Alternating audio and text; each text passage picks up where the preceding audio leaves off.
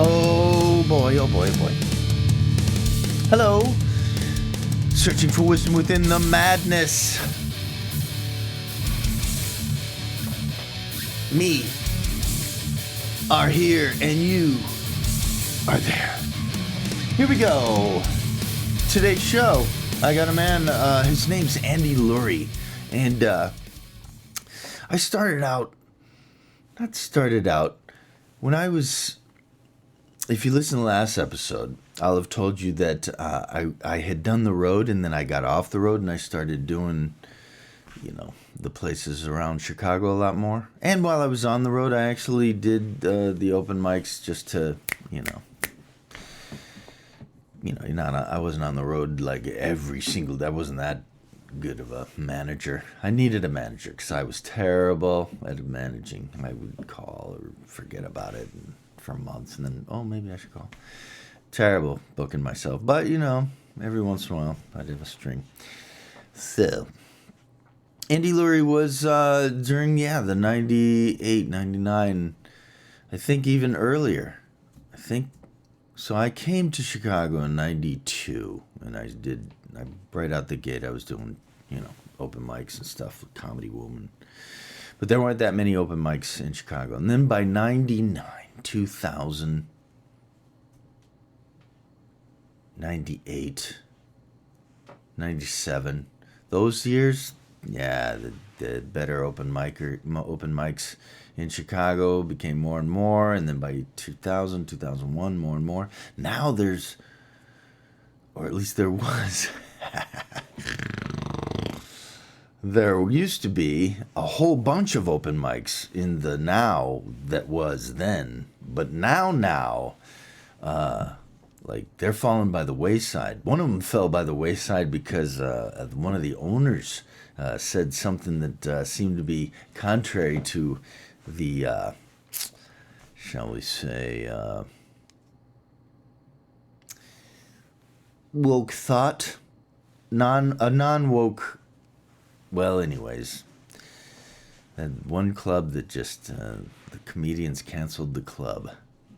The club did not cancel the comedian, or we should say the comedians in town. They banded together upon the internet, and they said to themselves, "None shall pavoose such business again, even if it is to do a free 4-minute set," which technically probably isn't free because you have to buy 2 drinks from her, the lady who owns the bar, who's not woke, and we're not going there no more. So anyways, that's what happened. So this is Andy Lurie. So Andy Lurie, right?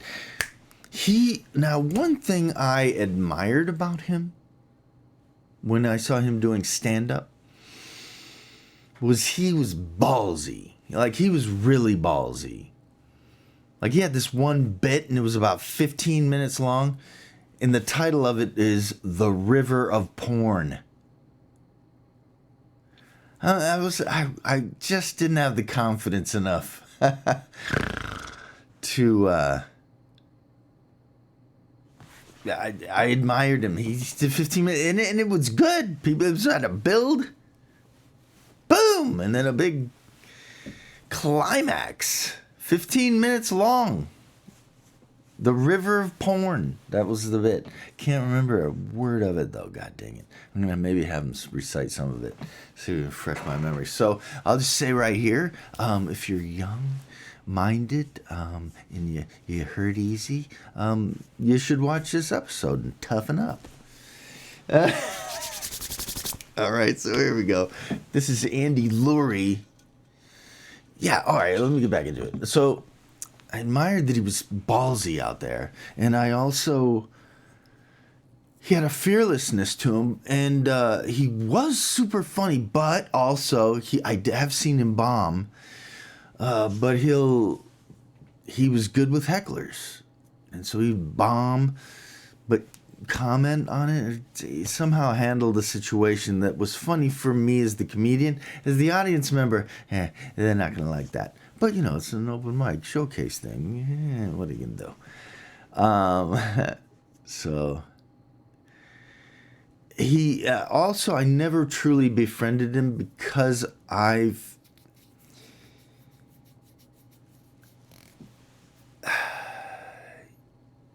he was almost too aggressive for me. I don't know. Does that make sense? He was like too, like, okay, all right. I didn't, want to be on my guard around him. So I didn't hang around, but he was a nice guy that I knew. I knew he was just a to the core. By the way, so far this podcast, mostly all nice guys. And there'll be a nice girl. Oh, that I'll, sorry. I apologize. Andy Lurie. Let's do it. Let's see where this goes.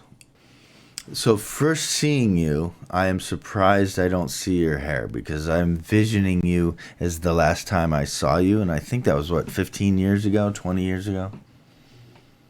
Yeah, but I fluctuated. I would shave my head sometimes just because it was hot, which is why I do it now. Right.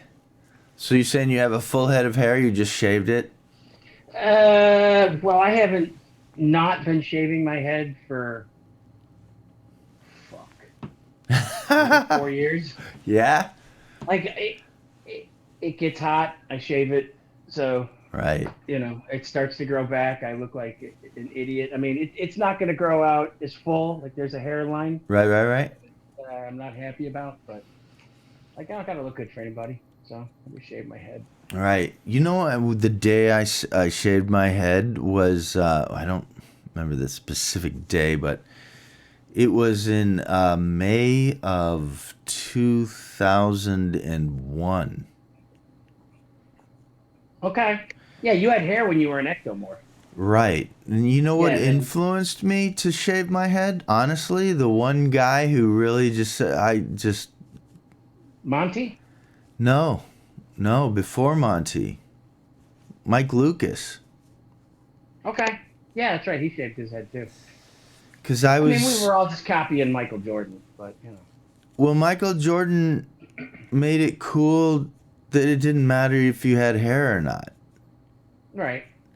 And but definitely for me, it was Lucas because I was hanging out as Ectomorph at the Improv downtown. That was like 93 and stuff. And then when Lucas did it, I remember he went in one week and he had the fullest head of hair, like a mane, like a lion. Yep. It was amazing. I was like, wow, your hair is amazing. And then literally a week later, he came in totally bald, and it blew my mind. If you're going to make the switch, make the switch. Blew my mind. So he gave me the illusion that he decided he had awesome hair, and he just decides to shave it and become a bald guy. When the reality was that that day I saw him with an amazing fucking mane of hair was the weekend he was trying out this $1,000 hairpiece that he got from the hairpiece place where they put it on his head exactly, and he was gonna. So I saw him like fresh after he got like out of this like hours long job where I don't know what they have to do. Get hairs from a baboon's ass or something, and they put it on your head. But it was beautiful because it's $1,000. I don't know. He was as cool and comfortable as the breeze. And I didn't know. I didn't know. I thought it was it fucked my head up when he shaved. It's because you were in the army, and when they shave your head, it's a form of debasement. It's a form of making you fall in line with everybody else. So you think that shaving your head is some form, punishment. Nobody gets to have a fucking pompadour in prison. Mm-hmm. So people like having their hair. But I guess that is a factor, definitely. I just reached a point where I thought, all right, I look pretty good bald, and I live in California where it gets hot as fuck. So most low maintenance haircut there is just get rid of it. Right, and have we started yet? I got to figure at some point we've started now.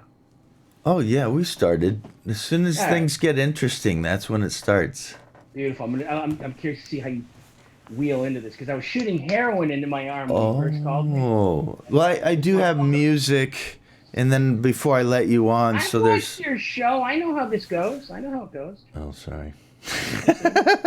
So at some point All after right. the heavy metal, you'll come in and we'll have been talking about shaving our head. I want to welcome everybody to what is clearly going to be the lowest rated and least appreciated of Darren Bodecker's Searching for Wisdom Oh, Within the Madness. yeah. But it'll be a cult hit. I can guarantee you that. There will be some people that will love this episode. You know what? In one way I do care, but in another way, what I care most about is making a connection with you.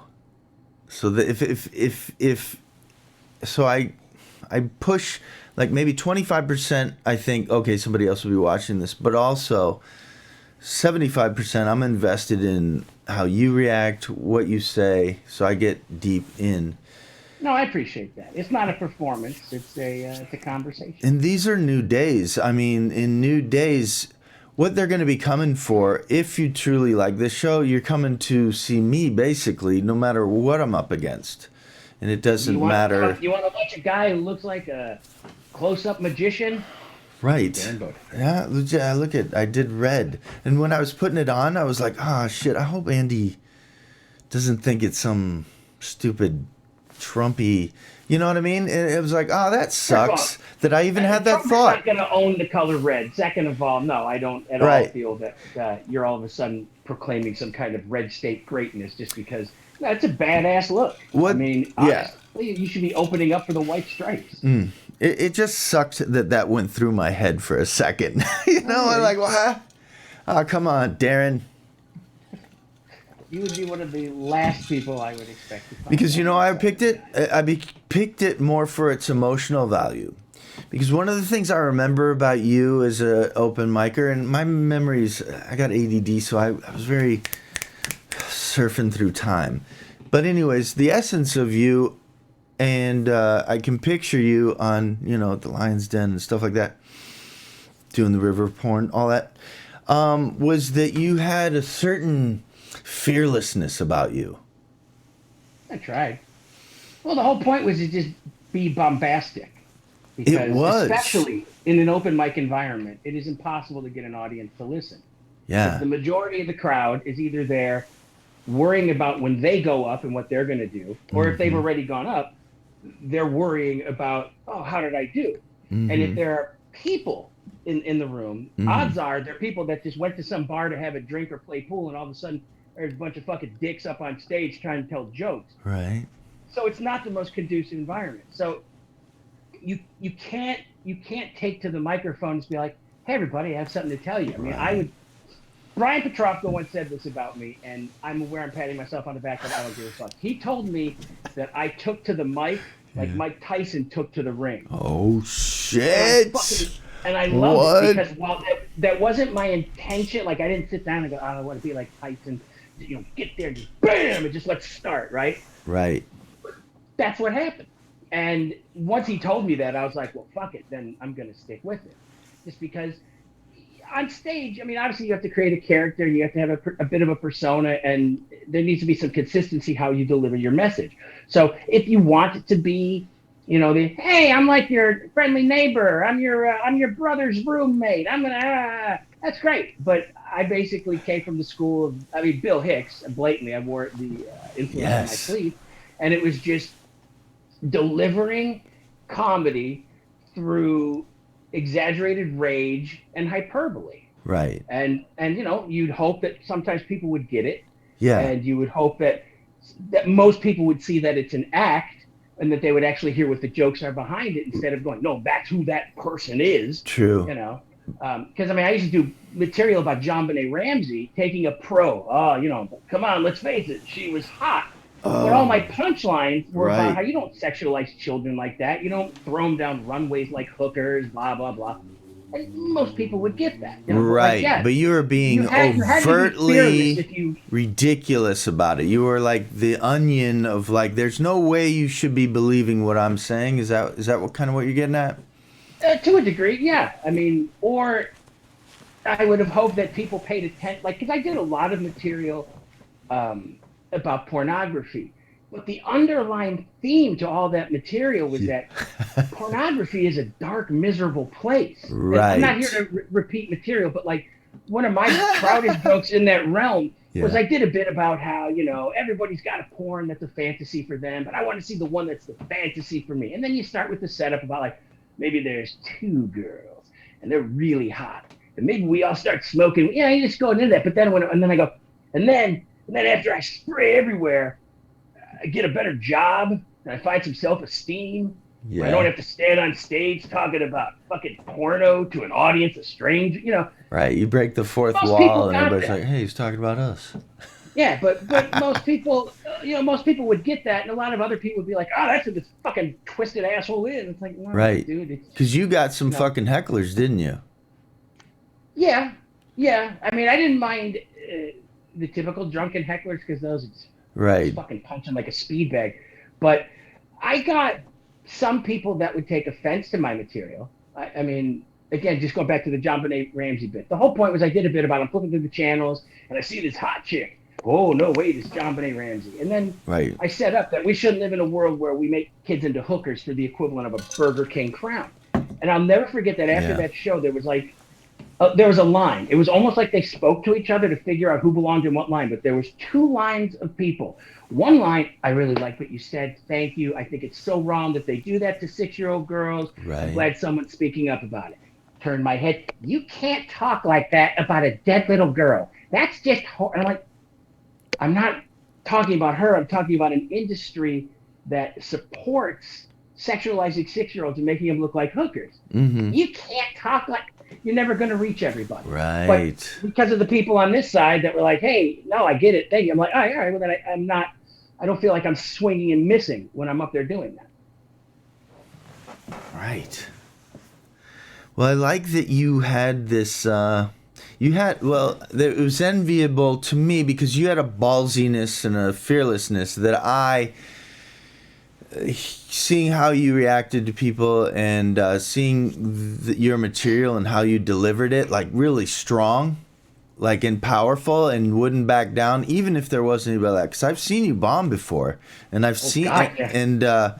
but you bomb with almost like you have a shield on. You go fuck off and boom, and then you persevere through it, and so you kind of pierce it anyways.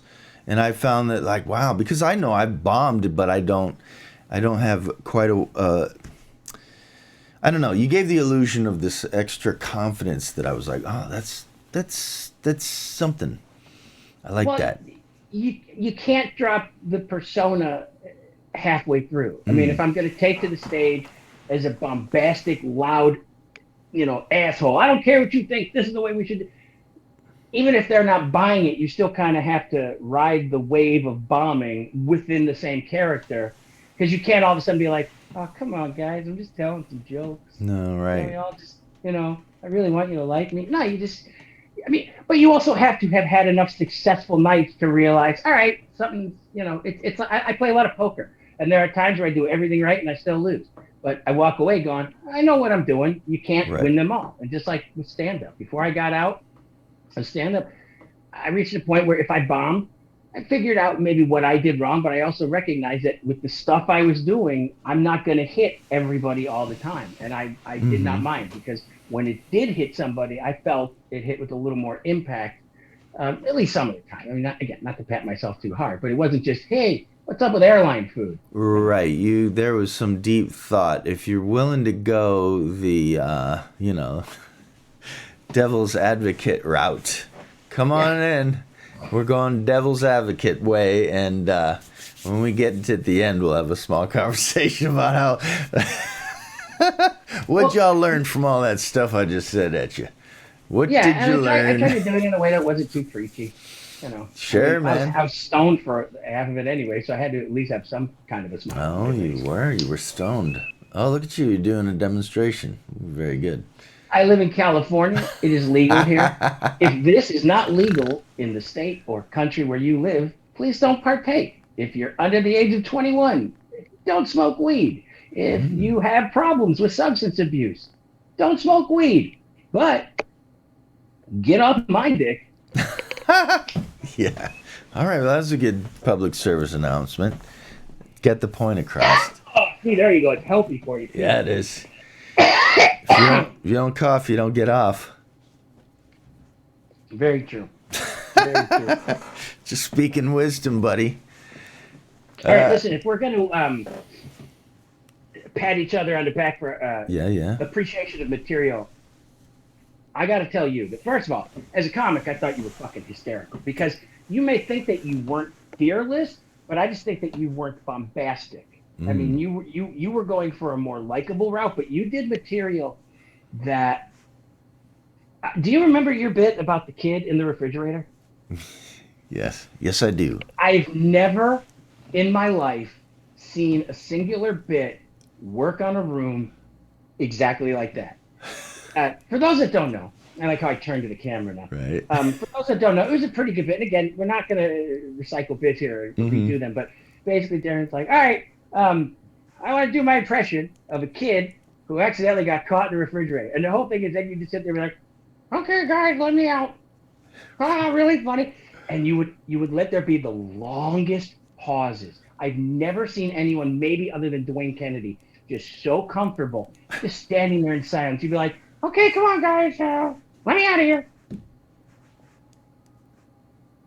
I can't even do the pause that long. And you'd be like, I'm not shit, I'm kidding, guys, come on, let me the fuck out. Right. The longest pause, and then just, guys. You held the, I mean, I'm telling you, I'm just saying, I still think of that when I think of holding an audience wrapped, just the tension with silence. So there you go. Yeah. Well, when I did the bit, the way I do is I really hyper focus into the bit. So then if I'm doing the little kid and I'm doing one of those things where I'm basically holding my lips, exactly. Oh, God, help me out. Oh no, this is what? I don't know. But as I'm doing it, I'm so into it. I'm like, well, there would be long pauses while he's just breathing and thinking, and so therefore, let's just let him breathe and think, and then whatever was coming out, that's what he would say. And that's what I like because we're like, he's obviously not done. Is the kid gonna get what? Just. I didn't know the ending either. I was like, where's it going to go? Come on, guys, it's not funny anymore. Am I killing this kid or am I going to save him? I don't know what to do. It was fucking hilarious. I found the best punchline is when I killed the kid. I'm good. We're also, since we're going to turn this into the Let's Applaud Darren, you had a set right after 9/11 where you did a joke that now, like in retrospect, the joke was probably whatever. But like we were doing this show, this fundraiser, and you were one of the first people to get up. I got lucky because they put me up towards the end, so the crowd finally was like, "Oh, okay, we can laugh." And you did a joke. I don't remember the exact line, but you're like, you basically were talking about the terrorists who hijacked the plane. It's like, when they went in and said we just need to learn how to take off, landing, not important. That should have been a red flag. Boom. That was like the moment everyone in the audience knew, okay, fuck it. We're okay to laugh at this shit. Because this was maybe a week and a half after 9/11. Right. And that joke, I still think of that. I feel kind of bad that anytime there's, it's going to be coming up. We're going to watch the fucking towers fall again. And all I'm going to think about is you just on stage go, it should have been a red flag. Yeah. I did do the one with the shoe bomber. Boy, if I'm to remember a bit, which was also pretty, right when that dude did that shoe bomb, then I was pretending I'm the shoe bomber, so I'm looking in the mirror, I get patchy hair, nobody, lots of sweat, that. I sweat, I look, okay, nobody will notice, and I'm trying to light my shoe. I can't even remember the bit, but yeah, that was also one of those where people were like, "Whoa!" They're all wrapped. Well, I think the reason I liked it so much is because I knew I was going on at the end, and I was not gonna deviate from my stage persona, but I wasn't gonna. Right. Hey, let's forget the Twin Towers fell, but let's talk about porn. No, now let's go after the gun. And this was something anybody would say, but it was jokes about how the government's gonna try to fucking take away our freedoms, but right. Don't worry, it's okay. They're gonna ban Van Halen's "Jump." I don't remember any jokes that necessarily, but my point is, I was afraid to go up there because I thought if this crowd doesn't want to fucking laugh, because I think I was slotted for like 25 minutes, and I'm like, this is going to be the worst fucking set of my life. Because I Yeah. don't know if I'm going to be able to get them. I can't kickstart this thing. Somebody else has to. And you went up there, boom, everybody laughed. And it was just a good old fashioned comedy show with a lot of 9/11 jokes. I know. So since we're going on this theme, the funniest right after 9/11 joke that was done for me on stage, it was at Cane's, was Okay. Fever. Remember Fever? Oh, yeah, Jason Fever. Yeah. So Jason Fever goes up and he's now doing multimedia. So he says, well, let's watch a film. And this is literally 9/11 had happened, and this was within the 10-day window of, like, oh my God. And this is at the Elevated, right? It's at the Elevated, and it's a fucking Okay. packed crowd because Kane was bringing them in at that point, and everybody was wanting to see some comedy. And packed audience gets up there, does this, you know how Fever is. He does a wacky character, and let me show you a film, and so then he has the film play, and what it is, it's a tube cut. It's basically the first scene of those airplanes with the faces that fly for kids. Yeah. Those little Yeah. things. This was a girl one, and she shows her slowly taking off from her smiling face coming out of the hangar, getting ready, going to the landing, getting ready to go, and then coming and then zooming up like that, and then the very next fucking picture is the plane flying into the 9/11 tower. Like he timed it perfectly. It was the thing, and it's the beautiful. No, why'd you this? Oh God. So, anyways. I'm sorry, I missed that. The place that lit up. They were because it was such a shocker, but it was funny because it was funny, but it was a shocker, and it hit so fast and hard you didn't have the time to think, is this appropriate to laugh at? Because you just did. Because why would a lady plane hit the building so hard? Anyways, so. But this is Fever, Jason right? Fever will be thrilled to find out that he's being talked about on another person's podcast. Here's the thing, though. Here's the Fever part of it. So then Fever doesn't only just have it do it real quick and then oh boy, do something. No. He then has it play again, just in a loop, and so now it did it again, and then boom, it hits, and there's some laughs. And then he did it, it goes on the third time. And then the laughs are a little. And then the fourth time, the room is completely fucking silent. The fifth time it goes on, silence. Sixth time, why this? What are we doing? The seventh time, what are we really going to see this again? Jason, hey man, come on, dude. This is enough. At the 10th time, people were then laughing again, but saying, shut the fucker up, and laugh and say, not again, no more. 3 times is funny, 4 is too much, 5, 6, and 7 is overkill, but once you get to about 8 or 9, I don't know, and then the 10th time is funny. No, it just, there were a couple of people he gave nightmares to, for sure. I could not be more red. This is great. Nice. I got red behind me and a tie. Yeah. That's maybe what it is, like a chameleon. I'm trying to blend in. Yeah. Maybe I could put a filter on it in post. Get you purple or something. Oh, you're not going to do that in post. No, I'm not. I watched the That's too show much with work. Kelly Williams, and at one point you get up to go get a mask, and you're like, don't worry, I'm going to edit this out of post. Your ass is on screen for 30 seconds. Mm-hmm. Kelly is still going on, by the way, incorrectly suggesting that African Americans haven't gotten repercussions. No, reparations is the word he meant. He's like, one day we'll get our repercussions. I love Kelly, by the way. I know. I didn't even. I visited Kelly in Alaska on the longest day of the year. So No way. there you go. Yeah. Well, you know what he was talking about, and god damn it, I had that fucking mask and it was tied around the damn lamp thing, and then I had to rip it apart like the Hulk finally and then I get it. my timing was so bad on that. It's like, hey, you said the V for Vent, and then I was gonna but no, that timing didn't happen. The worst. No, I get it. Yeah. Listen, man, we're here in the Left Coast Audio Palace, as I sarcastically refer to Right. it. And this is where my podcast empire is. I mean, like, Right. at one point I was doing 3 different podcasts. Right now I'm not doing any, because we live in Groundhog's Day, and every day is perpetually the same, and I just want to put a fucking gun in my mouth. Whoa. But, well, not really. But like in terms of artistically, yeah. No, but But yeah, no. So you like, are a hardcore you know, comedian. I get it. You were Look at always me. a I'm well hardcore rounded. comedian, dude. I would never. Yeah. I wouldn't have the balls to say stuff like that on stage. It just didn't fit my nature. I guess maybe that's it. I just thought it was okay. I hate comedians where their intention is to shock you Mm. because that just means you're gonna come out there and just like, hey, so I came in my grandma's mouth, and you're like, oh, I'm so shocked, or Oh, hey, sorry. I was pooping in the, if you can pee in the shower, why can't you poop? And it's Oh like, boy.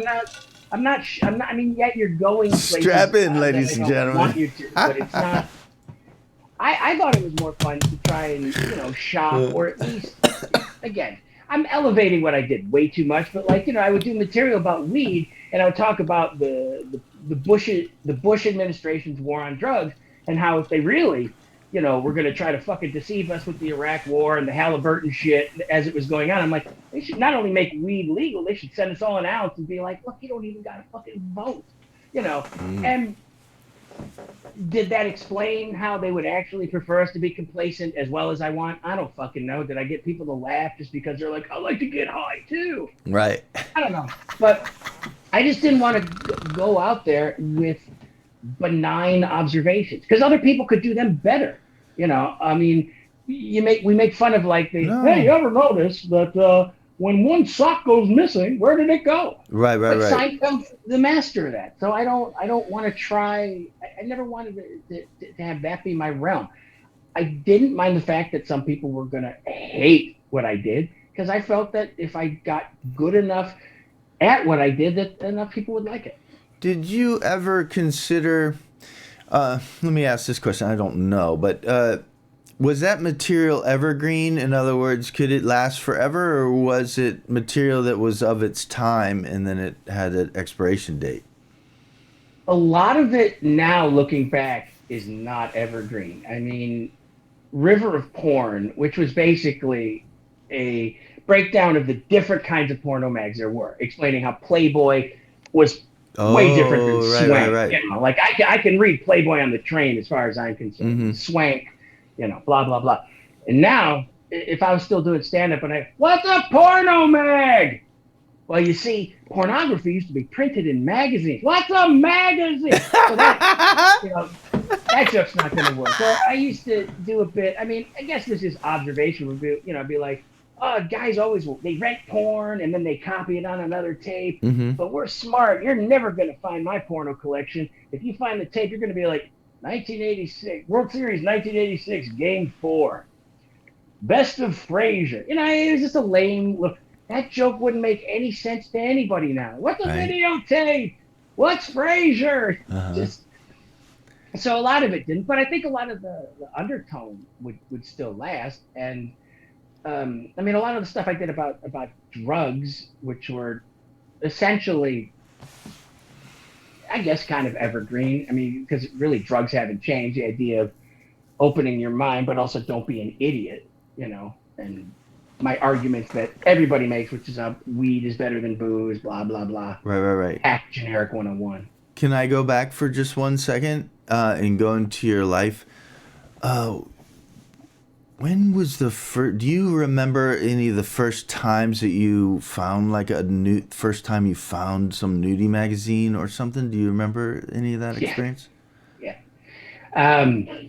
Third grade. Whoa, third And grade. somebody had brought a copy of either Swank or Chic Ooh. to school. And then right around the same time, I had a friend whose dad got Penthouse and Hustler. And what I remember more than anything was that one of the two of them came. Do you remember when magazines would sometimes come with a record you could pull out and play? Yeah. Remember those? Like Yeah. usually it was Mad Magazine. Like, Yes. It's like, play this funny song, and you'd rip this thing out. Yes. Well, I don't know if it was Penthouse or Hustler, but one of my friend Scott's. What did it have on it? Scott. It was it was phone sex before phone sex. It was just, Oh. oh, hi. What are you doing, big boy? And we're sitting there and we're listening to this on his stereo. And I remember my friend Scott Johnson, his sister, who was older, comes in and goes, "You boys are perverts." Oh. And because we're two third or fourth grade boys, it was basically the funniest thing in the world to us more than anything. Right, because you don't even geez, think about fucking and orgasming, and you can't even conceive that at those years. You're just thinking about, look at this is weirdness displayed. Yeah, I mean, I knew of sex, but not clearly. And No, yeah, it was just her, weird and her funny. her slurping sounds were more funny than anything. Right, like what could Like, that no point be? was I like, oh, I can't wait to be an adult and hear someone, sound like they're eating soup from across the room. Right, because you're not at that age. You're not really sure. You're just listening to the sound effects or whatever, and you haven't been watching Pornhub for the last 2 years so that you'd know what was on this tape. I'm sure in 1978 or 79 when this was, it was probably mind-blowing technology to men of age going, "Oh my God, I'm just hearing some woman talk." But to me and my friend, it was just it might as well have been another Cheech and Chong record. Oh It yeah. sounded fucking funny. Okay. So when was the? Also keep in mind too that for whether Penthouse or Hustler, this probably wasn't Norman Mailer quality erotica or whatever. This is Right. just some girl that's going, "I'm gonna suck you off." Oh, right. Yeah, it wasn't Hey, how about you Supreme. buy me a drink first? Yeah, it was scripted. I mean, yeah, they had limited scripts back then. And, Yeah. the Scripted, imagination but, Eric got right. Sorkin wasn't in the project. Yeah, exactly. You're not. Yeah, you're not hearing some Shakespeare porn. So that would be your first. So that's you're too young. Did you ever discover any right when you were like like whacking off age? Like, did you ever find anything in that moment? In high school, I think this was freshman year, might have been sophomore year. And by the way, this is the inspiration for Jesus Christ. Good reason to ask this question. It's inspiration for the joke that I created about World Series. We had a tape that was passed around amongst of us in my class, Mm-hmm. and the first 20 minutes of the tape was an episode of the Flintstones. Just in case somebody's parents put it in, like, oh, Oh, well, right. clearly my 16-year-old son has a tape of the Flintstones. So we didn't, and then after that was, I'll remember it. Deep Throat, Debbie Wow. Does Dallas, and I think one called Meatballs, which was not the Meatballs with Bill Murray, but the Meatballs with Harry Reid. And we're talking now, we're in 1984, 1985, this Yes. tape is going around. All these porno movies are from the mid to late 70s. Yes. So, I mean, not that it mattered, but, then eventually as you get older and you're like, oh, these girls look more recent, more modern. Right. There's not as much blowouts. Everybody doesn't look like Carol Burnett. Yeah. The one that you just mentioned, the one I have on DVD in the other room right now is Debbie Does Dallas. Debbie Does Dallas. Oh, it's a classic. I like the story. It's a good story of like these friends are really gonna help out their friend out so she can go to Dallas and audition to be. She could get famous and so they're That's really the problem helping. with porno today. There's no love. Those guys in the bang bus, they don't love that girl. Yeah. They're just using her. Yeah. No emotion, no connection. Yeah, and Debbie Does Dallas. It's like they're doing good deeds for their friends, and you know what? In the end, she climaxes in the end, and there you go. That's all we wanted for her in the first place. We just wanted to have her to have a good orgasm by the end of this film. I was always impressed with the fact that in Deep Throat, Linda Lovelace never shows her tits because she has integrity. Yeah. She wouldn't be topless. She'll suck a dick. I mean, I don't know why I'm trying to be coy all of a sudden, but yeah, there you go. Yeah, I Porn guess facts with Andy. Right. Well, I guess we all have our weird things, right? Like how awesomely how perfect a joke in the world is the Falwell Jr.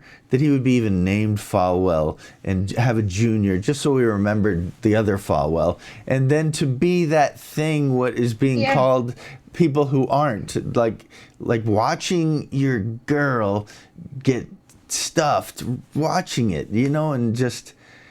The Schadenfreude of so watching kinky, him, dude. He's so kinky. Exposed is nice. I love when those people who, your fag shouldn't marry because God says so, or whatever bullshit that they feel they need to enforce on us, and then they get caught doing something untoward. And you know what? I mean, if the guy is married and he and his wife want to do that, that's fine. I'm not going to judge him for that, but I will laugh at his downfall because he told I use my hands like crazy. Right. But as much as I enjoy the Schadenfreude, I am not surprised at all. No, just like I'm not surprised when, man who says COVID-19 was a hoax dies. It's like, yeah, good. And I'm not going to be surprised when I read the exact same story tomorrow. So I like when these sanctimonious fucks who tell people what they should do and how they should live their lives, whenever they get caught being human, I love it. But I'm never surprised anymore. Never surprised. Well, it was just, I guess I wouldn't say, surprised. It just came so out of the blue, we were so distracted by this. And they're like, oh, look at this thing. Look at the pool boy, no less. Why? You just did that to get our attention, didn't you? The pool boy. Yeah, I mean, sometimes you're going to be cliche, but it worked for him. So silly. And he's literally mean to other human beings, and he knows better. Deep down, he knows better, but he's doing it because he also knows of the power that he wields in these words that people want to hear. And so he says what they want to hear, or just specific group of people.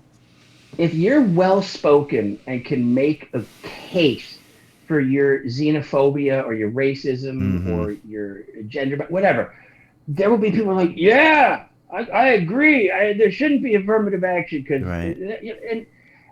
and so they may not even believe it themselves. I mean, take a look at Fox News. There's no fucking way they all believe the complete far right shit that they say, but it's a gig, And I'm not absolving them, but I'm saying, do I believe that they believe stuff that extreme? No, just like everybody who on the Republican Party basically stands up to go, no, yeah, Donald Trump, we support what he does, because it serves them no purpose to basically go against to rock the boat, because then it'll be like, he's dumb, and we're gonna, I'm not gonna do a Trump impression, but basically Trump will turn his power on them.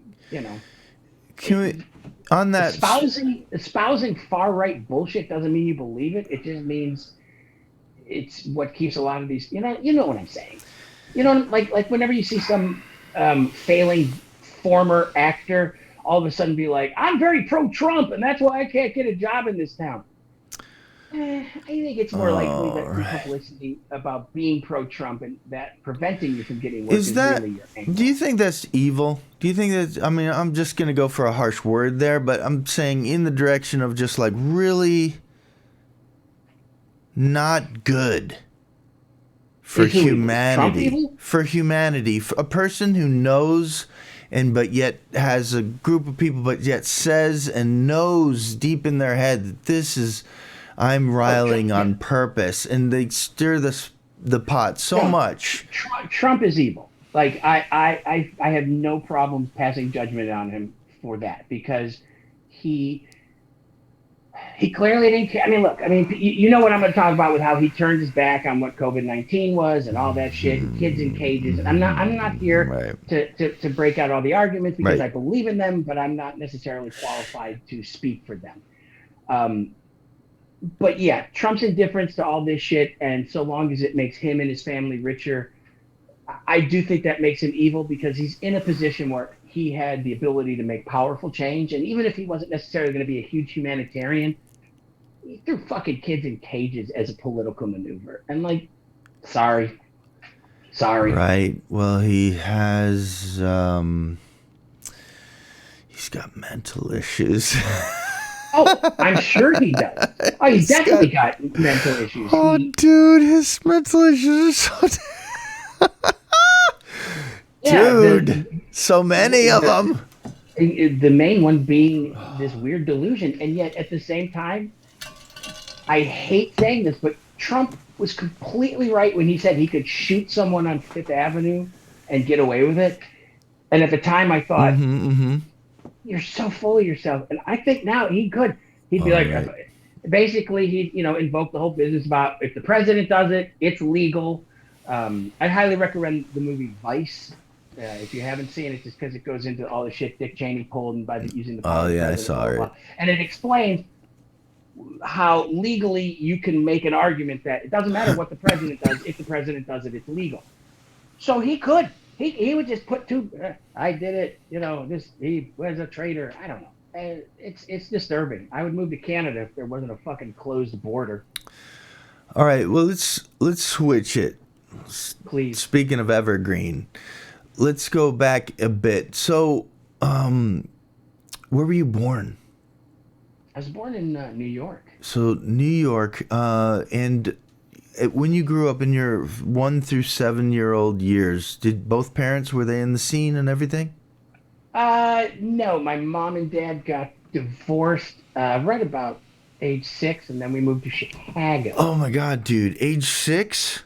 Yeah, 6 or 7. Was that Well, hang on. scary? That change? 1974, 75. I mean, yeah, it was, but uh, Was it it was the exciting? world. No, it was the world that I knew. So while it was a little scary, it didn't seem so foreign. Maybe because I was born in '69. We're basically the same age. Yeah. So when my parents got divorced, it was like 75, 76. Right. And a lot of more people were getting divorced then. Like, Oh. I wasn't probably the only kid in my class. At least I don't remember feeling like an outcast because of it. Right.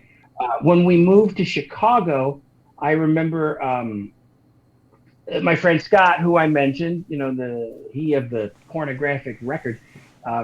He came from a broken home. His mom had remarried. I had another friend who lived in the area who had just his mom. In fact, I had another friend who lived across the street who had, they were the nuclear family: mom, dad, son, daughter. Uh-huh. And they seemed different. And not like it was worse, but it was just, they did not, in my head, come across as, oh, that's the norm. It just was Oh. like, oh, okay, so they got their whole family. But most of the people, if I knew their background, like, Right. yeah, I'm just trying to think of like the friends I had. I had a friend, Kenny Owens. His mom, I think she was widowed, but like Right. very few people had original mom and dad recipe together. I lived in a world where the moms and dads usually were together. Like I don't remember really. I'm like, yeah, I don't remember any. It's weird. I'm about I 4 years remember that ahead of you, ABC but after school special. I mean, I don't know. It was, yeah, it wasn't ideal, but again, it was the world I knew. It wasn't so brothers and sisters in those first 6 years. younger brother. A younger brother. Okay, so Younger you brother. did have somebody to take care of. Technically, that would be your job if you were Yeah. to Well, say, you're older, you wiser, you can. I don't know what you do, but anyway. So when you move, and you move to a new area, and you got a new. yeah. Now you're going to Yeah. school, neighborhood. Is there a lot of bullying? Is there fights? How do you establish yourself? Now, I at one point figured out that I changed schools 8 times between, no, I'm sorry, I think 7 times between kindergarten and 8th grade, Mm-hmm. and twice in high school. Mm-hmm. Now, a couple was because I got kicked out. But a lot of times it was just, oh, we've moved, or, oh, we're going to now send you to a Catholic school because you'll get a better education, Mm-hmm. or, oh, you got kicked out of the Catholic school, so we'll send you to another one. Right. But so I got quite adept at being a class clown, because I liked the attention, Oh. and I I can't say I immediately recognized that it would keep the bullies off my back. Um, I just knew it made people like me. So Right. it wasn't like I did this in response, but it wasn't like I did it proactively either.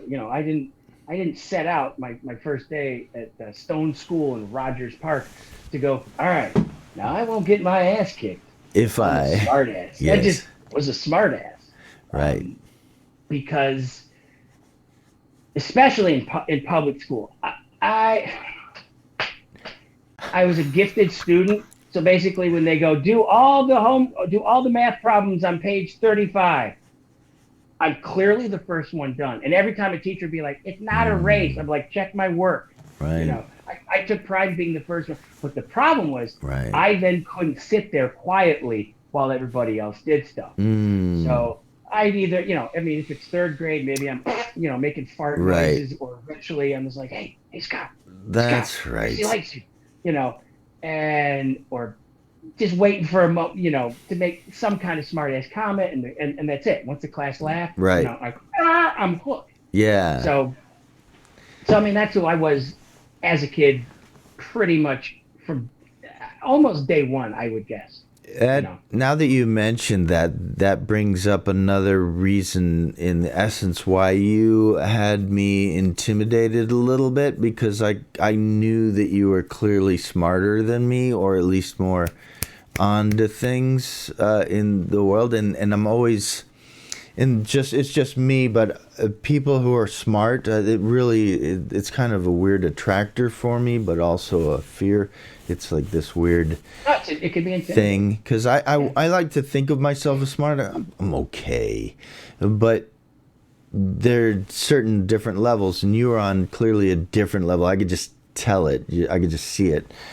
So that was a thing that maybe, yeah, it was Well, a thing where we were, I don't know, not as I kind of always felt, at least especially in school, that if I was going to be a smart ass, I was going to be a smart ass. right. I can't say that necessarily. Oh, I was dropping bon mots everywhere, clever little witticisms about French Revolution. No, Yes. I'm still saying good, but I wasn't the kind of guy that was going to write "fuck you" on the desk, or like put a Right. tack on somebody's chair. It was more, No. hey, let's read this in the history book. And again, I can't think of an example like, here's a joke about what we've just read. Like, blah, blah, blah, blah.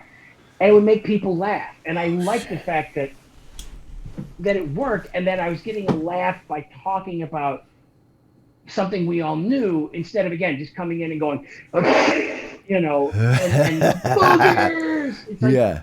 no, hit them No. here, hit them here. And then years later, I figured, the opposite. Get them to. I cannot remember who wrote this, and I know this is pretentious, but if you can get people laughing, they will be listening, and then you can tell them anything.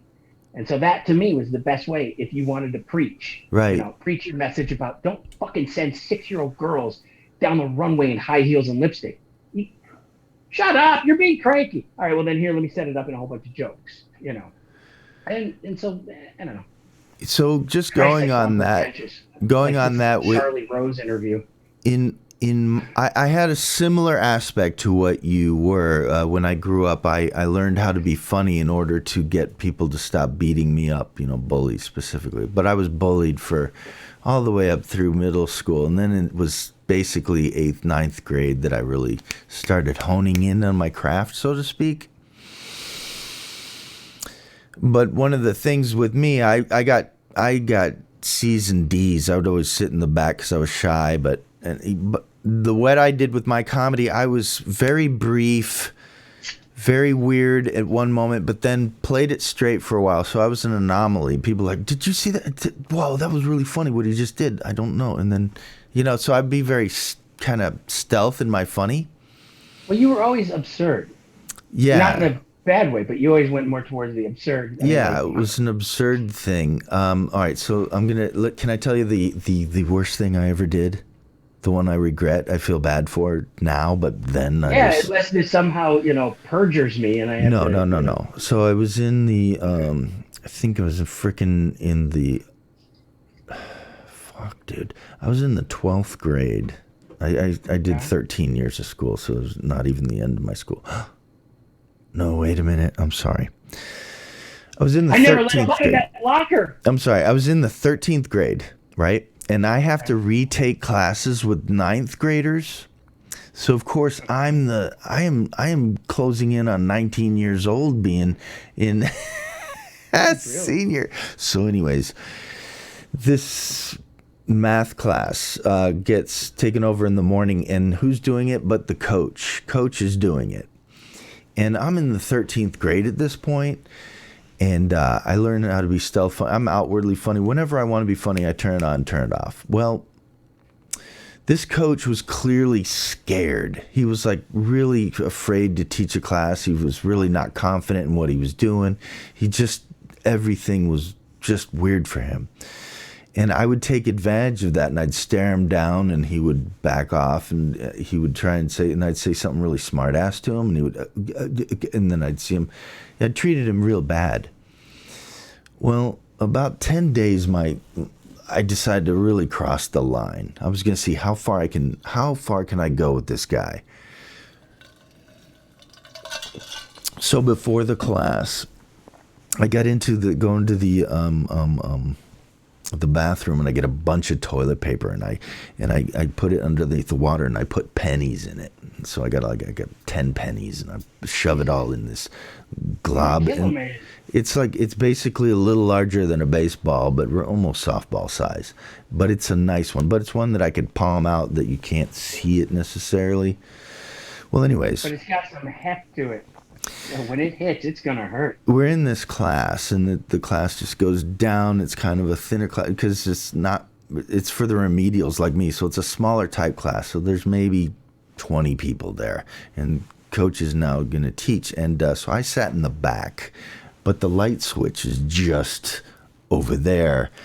And it's like 2 seats away, but I can really reach over and I can turn it off. So what I did, I had to reach my leg actually and do it.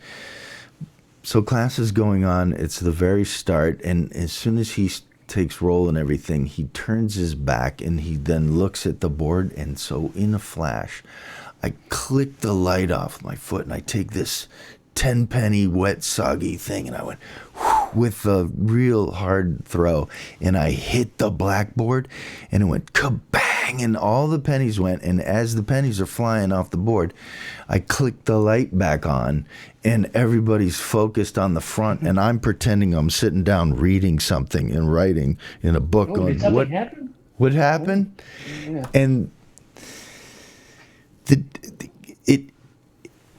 everybody in the class was on, and then the lights go out, and then the lights come on, and they see glitter of pennies go down in this on the blackboard, and the teacher's over just like about 3 feet away on the other side. Clearly I wasn't going to hit him.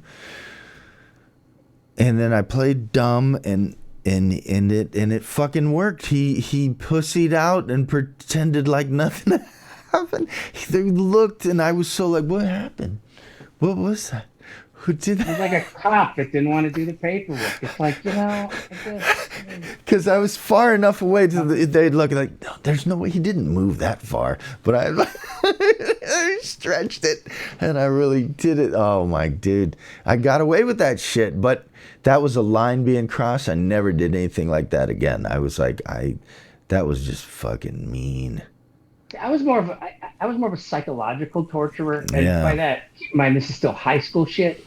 But like, I would turn to somebody next to me in chemistry class and be like, "Watch this! I bet you $5 I can make Mr. Brown make a funny face and a weird noise." No, you can't. Sure, I can. Mr. Brown, yes, Andy. Oh yeah, how's it? I'd be the huh? Pay me. Shit like that. I had a French teacher. Who actually gave me detention every day, but he appreciated my weird sense of humor. In fact, he, I don't know if he still is because it's been so long, but he used to be the owner of Kalo's Pizza in Chicago. Oh, really? Which I did not know until like halfway through my year with him. And it was important to me because when I lived in Rogers Park, I ordered from Kalo's. But like, so he was a cool teacher that owned a pizza joint. But yeah, I used to be, merciless in there. I'd ask questions. I'd be annoying.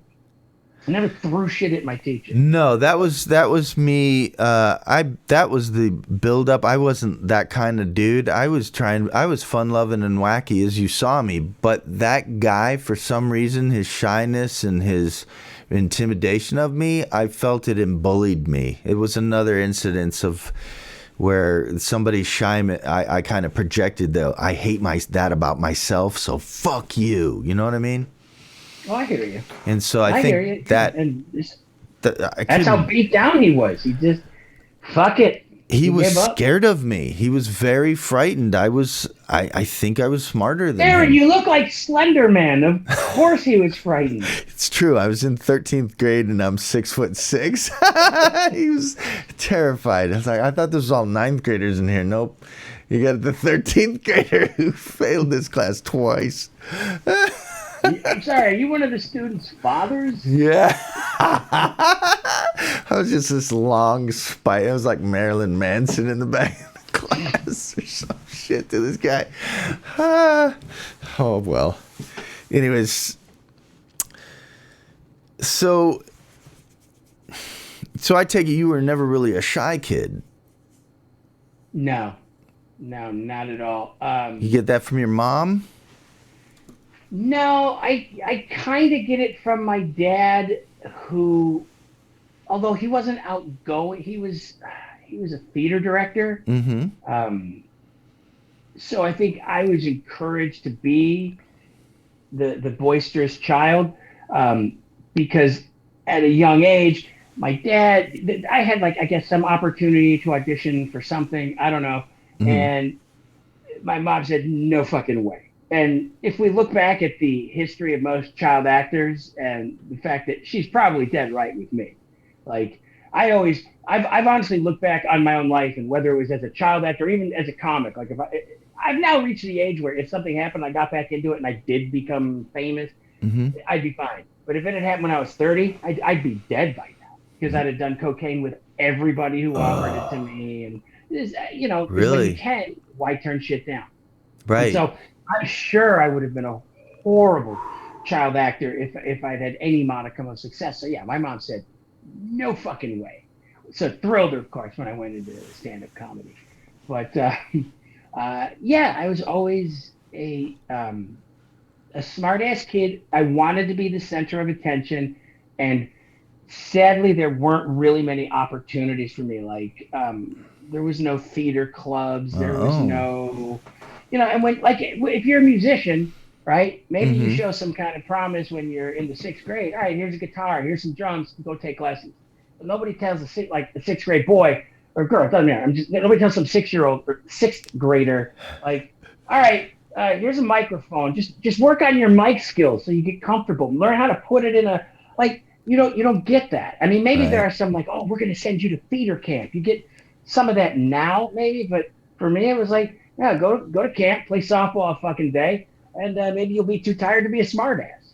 There's no way to Mm-hmm. encourage, even in high school, because um, we didn't have theater, we didn't have anything like that. So my desire for the attention, let me do something for everybody, really wasn't able to be fulfilled. So I would act out in class, but again, Right. what I thought was a good way, you know. Do you ever feel that it is a more of a, not more of a, but a kind of a burden to be as intelligent as you are?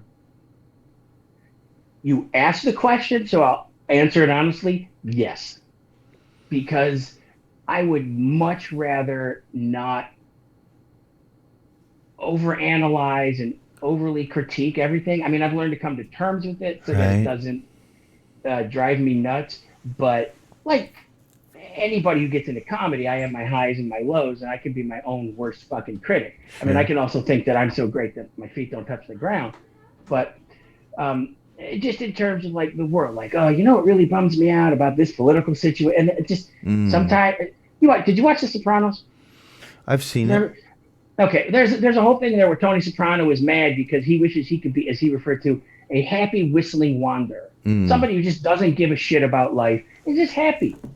And I know some people like that who, like, I'm envious, and I don't think that's necessarily a sign of their intelligence level, but I think that if I wasn't as smart as I am, whatever level that is. It might only be mediocre, but sometimes, yeah, I just wish that like I didn't have the Right. skills to. Because you're hearing information and you're And it's processing worse. it It's a worse little when you can deeper. articulate it too. That was what I was trying to get to. I'm sorry. Go on. No, you're right. I mean, as you get information, you're processing it maybe in a deeper way, and you're also, you know, through how you've learned to think. You're thinking, and then you realizing this is fucked up. Everybody, hey, everybody, this is fucked up. And it seems that you yell that, and everybody's going, yeah, it is. Yeah, right. Nah. Yeah. And that's about what happens. Yeah, and I mean, at least gratefully, with like political issues now, I know, like when Donald Trump stared into the sun, I was like, you know what? I don't have to Ha! make a whole Facebook post about, can you believe Donald Trump stared into the sun? What a fucking moron! Because Oh, I knew other people would, and I didn't have to worry about it. oh But like, man. still, shit happens, and even though I got out of doing stand up, I still find myself going, oh, I have something to say, and I wish that I had an audience for it. And so I wish sometimes I didn't see something and then process. Oh, this would be my approach to it comedically. That is funny. You looked in the sun. Have you ever? How old were you? Did you? I think one time I did try to kind of look into the sun to see if I could see Oh, it. You I've know. done that. Yeah. But I don't know if I did a pure just a squinter like Trump. Maybe I did when I was like a baby. I think everybody's Try looked and into the squint the sun. sun. When I was like about 6 months old, I think maybe my mom. There's- But I think what made that just it's so more great. eye rolling ironic was the fact that, everybody had just been lectured by, don't look into it, don't use No. a thing, don't, and he still had the hubris to go out there and be like, yeah, fuck you, I'm Donald Trump. And Right. like, And half the it drove people me say, nuts. see, why can't tell us to look in the sun? We're going to do it. Thanks, Mr. Trump, for opening the door to the sun lookers. Starts a whole cult where everybody's got their eyes burnt out. We stare into the sun for just. I am at least grateful that those that just choose to devoutly believe in, fine, it's Darwinism. Bye. Goodbye. Go ahead. Go have a motorcycle rally in Sturgis. I mean, honestly, I wish we would have dropped a bomb on them while they were all there, I because it's that much of an endangerment to the rest of the population. I'm serious too. If Right. Trump would have come out and gone, I'm bombing Sturgis tonight, and just kaboom, fine. I'd be like, you know what? Maybe he's got his head on straight. But regardless of that, whether I actually mean it, like, no, the people that tend to be like, fuck you and your science, my opinion is just as valid as yours. No, it's not. Because if a scientist says it, it's a learned opinion. Wow. It's not. Right. It's not it's not an opinion like McDonald's or No. Burger King. It's an opinion. This thing will kill you. So Right. socially distance. Fuck you. I don't gotta listen to you. It's un-American. But they also have that Good. propaganda Finger machine that backs them up. It's, in other words, they're being fed in their brains over and over again. Fuck, what was Limbaugh been doing it for 30 years before it really caught fire? I mean, like, he's been setting the bed, and people are now. They're being fed misinformation, and more importantly, they're basically having their information confirmed. Yeah. And like, just come out and say, don't drink bleach. No, not going to do it. Just come out and say that hydrochloroquine can actually cause problems, and if everybody's taking it, it's taking it away from the people. No. Like that, whatever. It's like a hero. I We got back to this. I figured if we didn't get to this, we need to talk about SARS at some point. Okay, I do have that. It says softball, and then it says SARS. All right, let's get on to SARS. So now, just to set it up, Brian Petrovka wanted to do the City League softball team, and he got the signups, and he emailed us other comedians, and got a motley crew of CJ and me and Crocious and Geary and you and various Monty, Aaron Foster. Who are we missing? Bill O'Donnell. McGannon. Bill O'Donnell, who showed up for the very first game in sweats Mm. and gym shoes and then changed into Dockers and dress shoes for his first at bat because he thought it was funny. Ah, That was our team. ah, Matt Andrews was on that team. yeah, Rest in peace. yeah. Yeah, that was a fine assemblage That of was a comedic motley talent and crew. athletic talent. So it was, and who came up with the name? It was Brian, right? Well, Brian and I came up with it together. Oh, you did. Yeah, How yeah. did that It come was about? What are the other choices? the only other choice is he wanted to call. Okay, it's a little obscure, but it was bizarrely funny. Petrovka originally wanted to call the team the Lees, and then everybody would get somebody is General Lee, someone is Bruce Lee, someone Oh, is the Lees. there's an actor I can't. It's not No, there, but whatever. There'd be a lot of I love that different idea. Lees. Um, Oh, I so want to be Bruce I, Lee. this was at the time that SARS, the respiratory illness, which is a Yes, lot like COVID-19. So, ha ha, how hilarious! But we yes. decided we were going to call ourselves the Super All Star Rockin' Softballers. But for brevity's sake, we would go by SARS. Yeah, And we it were was the kind of joke that SARS. when Brian and I came up with it together, I remember we were on the phone. It was very similar actually to the Jason Fever thing, where we laughed Yeah. and we're like, "Oh, it's fucking hilarious." We Hmm. laughed again, and then we're like, "I don't know, is this gonna work?" And we Yeah. kind of put it together, we're like, "I don't." And by the 10th time, we're like, "No, fuck you, this is genius." And just so we named ourselves SARS. When we SARS. turned in the fees and everything to the league office, Yep. and they're like, "Your name is SARS," and oh, you're the comedian team. Yeah. The We were comedian sponsored too. by we Yeah. were sponsored by the Lions Den. Oh my We got God. into fights every single game, often with ourselves, Oh my God. comedically. Yes. Yep. I remember our very first game. I was a pitcher. The very first pitch, the umpire calls it a ball, and out in center field, Sean Cole, just out of nowhere, right? Like, it's right before the game, we're like, all right, let's do this. Ball. God damn it, Lurie, throw a fucking striker. I'm going to come kick you in the fucking head.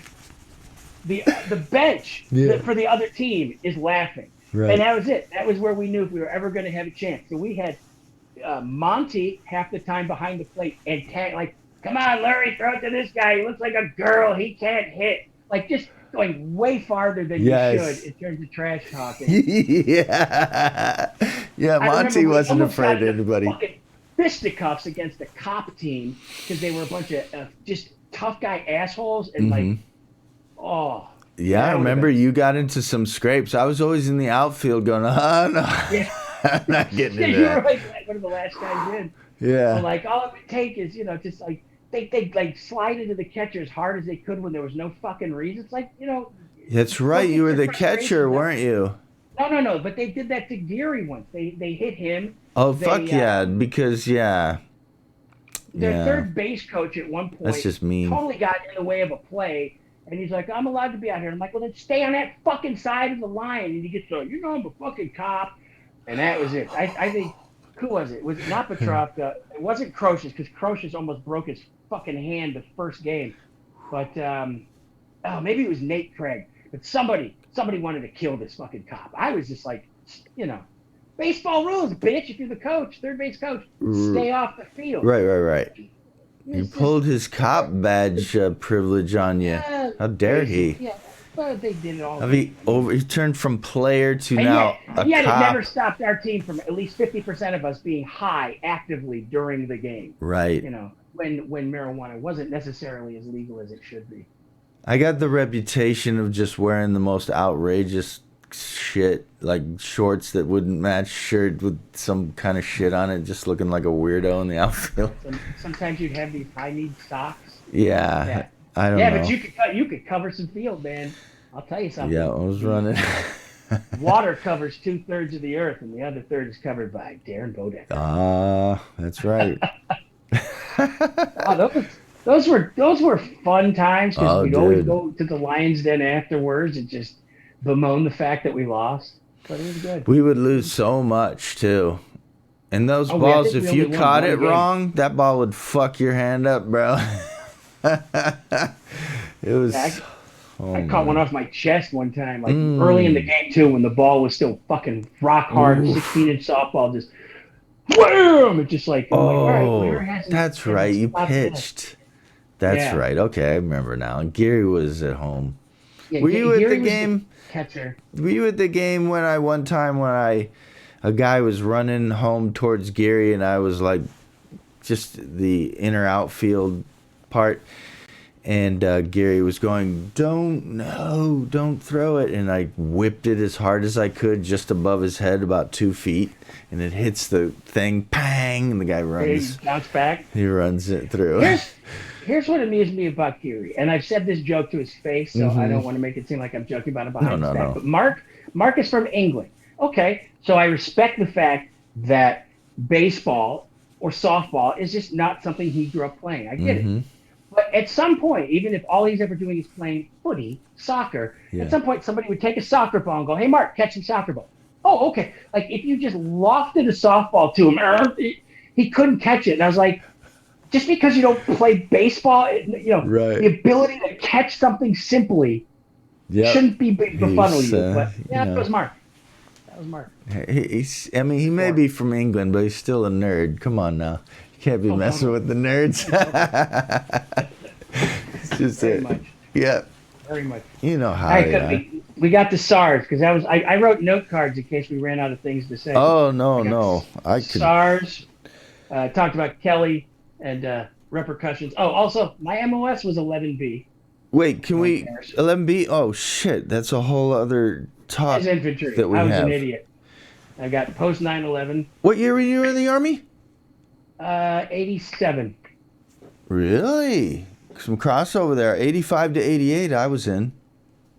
I was in the Illinois National Guard. I did Mm. my basic training in AIT Mm-hmm. in the summer and early fall at Fort Benning. Fort Benning, Uh, Georgia. I jumped and out I'm of. fine with them changing the name of it, by the way, if they do. But yeah, Fort Benning. And then I came back, did my once a month, and I then got hit by a drunk driver, had to learn how to walk again. Wait a minute, what? So we can get into it. But yeah, I got Shit. hit by a drunk driver, had to learn how to walk again. Oh no. Now it's the best thing that ever happened to me. Really? Because A, I got an easy medical discharge out of the National Guard. They're like, all right, Okay. that's cool. We don't want you, even in you heal, to be, for cool. So I got an honorable discharge. And the 3 months I spent at home, laying in Uh-huh. a hospital bed, because there was no reason to keep me in a hospital itself. Right. I sat and I watched Comedy Central or Ha or whatever the fuck it was called back in that Yeah. day. Huh. And that was when, prior to this, the only time I'd ever seen someone do stand-up comedy Mm-hmm. was in a either like, oh, it's an HBO comedy special, like a Uh-huh. George Carlin special, Right. or tonight on the Tonight Show, or with David Letterman and somebody coming him out. But what they were showing on this channel was literally, we fucking put a camera in the back of Giggles and Titters in Cleveland, Ohio, and here's a set from somebody. Now we're gonna go to it was all just comedians in clubs doing stand-up, not Right. doing their fucking special that they've spent 2 years honing. Right. And I was 20 years old, and I sat in the bed, and I had just prior to this, I had been taking some of the Second City classes, Right. but when I got hit, well, it's like, can't come to class anymore, can't walk. Right. Good luck, though. Fuck. So I'd already at least been kind of going, well, maybe, comedy. And because of Chicago at Second City, I thought, oh, that'll be my route. Yeah. And I did end up getting back into improv. That's what the story. But so I'm sitting there 3 months, just got to let my leg heal. It's just going to take time. Right. I'm watching all this, and I'm like, okay, I could do that. I Wow. could definitely fucking do that. So the instant I was able to start walking with doctor's approval, I moved to New York City and started doing open mic stand-up comedy. And now I'm a star. Oh, so you kind of got you're the fire burned India in New York City. That was a fairly competitive grounds, wasn't it? Oh, it was yeah, it was competitive, but it was great because, There was a lot of I mean, gold. first of all, I'm 20 years old. I'm not even supposed to be in these clubs yet. I mean, eventually I turned Oh, 21, right. Yeah. but I was holding my own with people that had been trying this for a couple of years. I mean, Nice. I wasn't like Kumail, who showed up his very first time. You go, this guy's good, and like 6 months later, he's a headliner. But Right.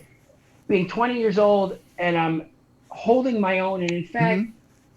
probably better than some of these people, I was like, okay, this is where I belong. It was brutal because stage time is a motherfucker, and like Right. this is where if you wanted to get seen like at the comedy store or not the comic strip, come on down on like the first Sunday of every month or something. You wait in a line. Everybody just trudges in like it's a fucking soup line. You pull a piece of paper out of a hat. If it's Oh got a boy. number on it, that's your slot within the month. If it doesn't, come back next month. So, Yep. and again, when you're a young comic, you don't hate it as much, or you just figure, I mean, first of all, nobody wants to pay their dues, but when you're 20, you can't buck against the system. And Right. now, fuck you, I'm not waiting in line for 3 hours, even if, No, no, no, no. Yeah. but so like you do that, and then if you got a slot, all right, I'll be here on the second Tuesday of the month. And then it was all right, everybody, we're giving some new comedians a chance. And like, nobody gave a shit. I mean, the audience might be Hmm. friendly. It Right. wasn't fucking Apollo, Right. but it wasn't as though, oh, hang on, the owner of the club and the booker of the club are sitting back there like this. And it would frustrate because sometimes I'd kill, sometimes I wouldn't, but sometimes Hmm. I'd do well, and I'd be like, it doesn't fucking matter. Yeah. I paid When my you dues. killed, So you it was killed, it was dude. fun. When you It killed, it was was fun. definitive that you were killing. There was no halfway in between. When you were Well, simpatico with that audience, you were just murdering, brah. it's yeah. I mean, my favorite brag story on myself that's not about a specific show was the fact that when I started doing stand up in Chicago, was unlike every motherfucker who finally got 5 minutes together, and then they would go to Bert Haas at Zanies and say, Yeah. "Book me, Bert, book me." And he'd be like, Yeah. "Come back in 6 months." I didn't do any of that shit. I was Right. not gonna fucking. No, I knew that I wanted to be good. There was a thing I did when I first started, and it was the smartest advice I would give any new comedian, even though they won't do it. Intentionally bomb. Get on stage and do badly, because then you're going to have to win the crowd back, and Right. then use that muscle to start. Like that's how I learned to. Again, you say I open my shows bombastically Yes. because I learned I got to pull the crowd back. Right. Well, hey, what if I start with that kind of fucking comedy and energy? Mm-hmm. And hence you Boom. get what you got with me. Very But aggressive. like I would bomb intentionally, and then I learned how to get good. I learned how to read a crowd. Learned, oh, this is what's going to work. But so yeah, I wouldn't do any of that shit. And then there was finally some showcase for Aspen or something at Zanies. I don't Mm-hmm. remember what it was. And somebody asked me, hey, will you come do it? So like 90 other motherfuckers who stood in line and got 5 minutes each, blah blah blah. Um, I did my set, but I remember when I was done, Rick, you remember Rick, I think he passed away now, but the former owner of Zanies, at least I think that's what his name was, Okay. Yeah. pulls me over and he goes, who are you and why haven't I heard of you? And I'm like, my name's Andy Lurie, and I didn't want to come in here until, I felt like, no, I'm ready. I didn't want to waste your Right. time or mine. And this may not mean much to a lot of people, but I didn't start hosting. I immediately started middling because Nice. I impressed him. He didn't see me when it was like, oh, you're going to be good in 6 months or in a Right. year. He saw me when I was basically starting to really get into a groove. Yeah. And instead of making me waste my time coming and doing 3 minutes and then going, Yeah. and now here's comedians that get to do a lot more time, he was basically like, no, fuck you. You're going to be a middler. And then he told Martine, remember Martine? Yes, I Hello, do. welcome to Zanies. Yep. Hello. He basically told Martine, anytime he shows up, if there's a little time, let him do so. So I had carte fucking blanche. Again, after Whoa. one audition, and every other comedian in town, because I would see that you would hear them talk Yeah. about it. Like, yeah, what to go now? Bert said no. It's like, Right. if he Right. said no to that, I'm not going Look to go at fucking you. bother him. I want to be. And again, I mean, I'm aware that it's the most pat myself on the back, but it was exactly what I wanted. I wanted people who actually had the power to do something for my career Yeah. to see me and be like, who the fuck are you? Why haven't I heard you before? Right. I want your abilities on my stage. Yeah. Instead of, oh, you're going to be seasoned in 3 more years. Did you It do the takes time. road? You did I the did road. some of the road. I did the Midwest. I did a lot of Wisconsin gigs. Did you headline? Middle, I headlined once. I only headlined once Right. on the road, but I liked being a middler because Yeah, yeah, yeah, yeah. usually I would get people come up to me afterwards and go, "You were funnier than the headliner," and Mm, I'll be dead if that didn't give me more of a boner than the money would have been. sure. It really, I loved that. No doubt. But So yeah, it was fun. when did you decide, do you still do it or no? No, When did you make no, that decision where like, all right, fuck this that was the thing, and then boom, I can move on mentally and not think about it anymore. I took some time off. My mom was dying. I was there to help basically with her hospice, and All I got to right. be the one to pull the plug. Blah blah blah.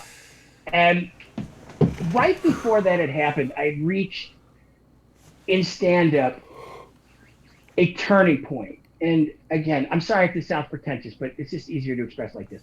I had reached a point where I expected to do well if I got on stage. If I didn't, I wasn't going to slit my throat because I Mm, knew I was good. But right. this was now no longer like, yeah, I'm good. It's like, no, I work for this. They're supposed to laugh at what I do. They should like it. And if I Exactly. do something new and they like it, it's just confirmation that okay, I'm capable of crafting some good new ideas. Right. Um, Confidence. and in the beginning, when you start doing comedy, and anybody who says different is either lying or just not normal. But in the beginning, when you first start doing comedy, that acceptance, that laughter, the true, genuine laughter, not like a bunch of open micers being like, "Oh, okay, Right. we'll all be support." No, I mean like, "Fuck you, you've got them." Someone like can't stop laughing. People want to tell you afterwards. Yeah.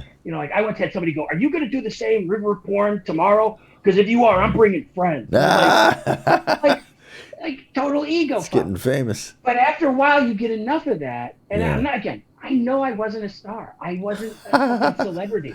It's all But right. It's after a all right, man. while, I got to a point where if I didn't expect it, it still didn't mean anything to me. Hmm. And I remember once I had a friend of mine who hadn't seen me a lot as a headliner or as a middler, whatever. And he came to watch me do a set at Zany's in Chicago, the one on Wells. Yeah. I killed. I killed. I got lucky because the Bears had just lost to the Packers like 2 days earlier, so I was able to do a joke about, yeah, no, Packers fans always show up with their jersey, be like, yeah, did you see who won the game? Yeah, did you see your car, motherfucker? It's like Right. this is Chicago. Kick that shit in her. Like again, easy Sure. spoon feeding shit. They want But they loved anger. me from the start, and then they loved me to the end. And after the show was done, I was standing outside. This is when I still smoked cigarettes, having a cigarette with my friend, and we're figuring out where we're going to go grab a bite to eat. And again, people are coming up to me, oh my God, you were so funny. I think somebody even like wanted an autograph. Like, where can I see you more? Do you have a Yeah. website? Blah, blah, blah, blah. All right, they're all done. And my friend, it was my friend Jonas, he knows the story. And he goes, how do you handle all that? I'm like, let's go get some fucking pancakes. And over Yeah. pancakes, Big he star started you. saying, he's like, you're used to that. And I explained to him, like, well, I hope to be. So, Yeah. like a baseball player who hits a home run, I'm not going to, celebrate myself because if I work hard, then I should hit a home run. Yeah. And he's like, yeah, but you're not. So the point was, I was no longer getting that fucking rush, that thrill Mm. from it. But I still had to sometimes go through shit like a Carl Kozlowski show where he begs me to do his show, and then I show Yeah. up and I find out he's begged everybody, and Right. now there's 30 people going on, which is too many for a Ah, fucking comedy yeah. show. Because I don't care if it's Wanted to 30 of be. the greatest comedians in the world. By the time you hit 90 minutes to 2 hours, Yeah. your audience is tapped out. No And doubt. I get on stage Right. and I wish to Christ I could claim this, but this was Mick Betancourt had a whole thing about like how bombing or like experiences like that. He's like, it's like when you're a kid and you're all excited, Yeah. and the night before you lay your baseball uniform out, and you wake up and you put it Mm-hmm. on and the stirrup socks, and you come out of your room, and your dad's like, no, there's no game today. And it was like that pain and dejection still was a gut punch, even though I knew it wasn't my fault that it's this Yeah. clusterfuck of a show. Um, I didn't get to perform for a large crowd because of reasons outside of my control. Yeah. But like it hurt because I want like you know what it's like when you're backstage and you're watching somebody and they're killing and you're like, oh, I want a taste of that. Right. I want that. Like Mm-hmm. if it had been a shit show for the whole time, uh, all right, that Right. crowd was, but the crowd was Yeah. hot. It was on fire, and I Yeah. knew if I'd have gotten up there, I would have gotten that fucking chase the dragon rush, Yeah. and I didn't. And because even if I had gotten out there and gotten it, I Right. would have been like, okay, I'm gonna go home. Maybe I'll stop and get some waffles. Like, Right. it just wasn't worth it. The It just wasn't magic. worth it. If I had maybe been a higher level up the ladder and was at least slogging it out but making good cash, Yeah. fine, of course, and I'll be a fucking pro. But it just reached a point where I was like, I can't fucking do this because the losses, the pain, the mistakes, the bad fucking nights still hurt, and Yeah. I'm not getting nearly as much from the rush. And I never gave a shit about self marketing or promoting myself. I Uh, just couldn't. I mean, like someone like Jason Fever, I applaud the shit out of him because everybody knew his fucking name, and I'm sure he was one of the first mm-hmm. comics with a website, and I'm sure he was one of the first with a Twitter account. Right. Right. Right. I don't do that shit. My Right. attitude is I'll do it on the stage, and if you like it, you like it. So now that you don't do it, how do you scratch that itch? I mean, what in your life are you doing now that? Podcasts. I do some podcasts. There's three podcasts that I basically did. One which I do not do anymore. I did a podcast that I started in 2016 during spring training called Yeah. Emus Cthulhu, Emus which Cthulhu.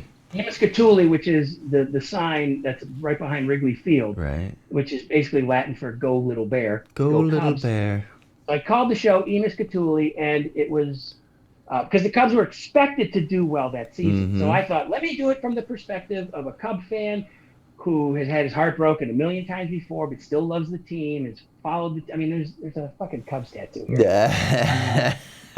And so it wasn't just going to be let's follow the Cubs, but admittedly it was a little self-centered. It was, Yeah. I've been following the team since this, and not only I remember when the ball went through uh, Leon Durham's legs, and it was me being able to also then respond to their success, Yeah. but always saying like, I love this team, but they're gonna, Lucy's gonna pull the football away. Right. Right. So Right. I Right. feel that as a narrative story, the whole podcast was great because they win it at the end, which I wasn't prepared for. Wow. But like I think if you Yeah. even if you weren't a big Cub fan, if you were willing to go along, it was a fun run. I mean, obviously it was the first championship in 108 years, Right. and so following a diehard fan, I thought, but like once they won, I'm like, I'm done. There's no reason to Right. bring it back. I would imagine, though, when you weren't prepared for them to win, but they do win, just the emotional explosion would, the creativity coming out would just, you just write it there on the spot. Like it was good no matter what, because it built to this